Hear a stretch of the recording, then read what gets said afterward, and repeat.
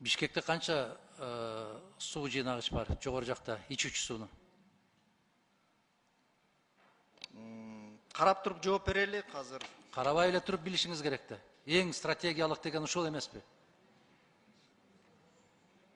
Сиз жатка билишиңиз керек да. Бишкекте канча суу жыйнагыч бар?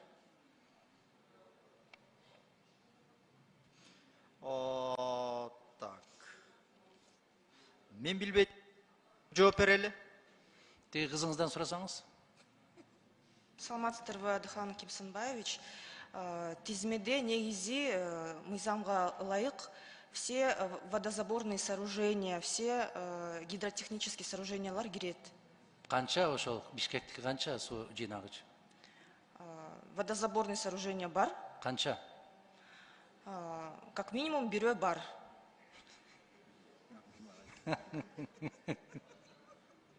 Бар тең стратегиялык маанидеги объекттерге кирет. Рахмат.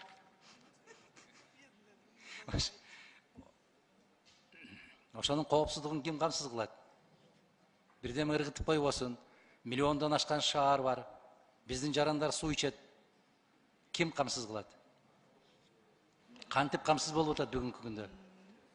Адыхан Кимсанбаевич, ар бир стратегиялык объект анын режимный объект деп коет.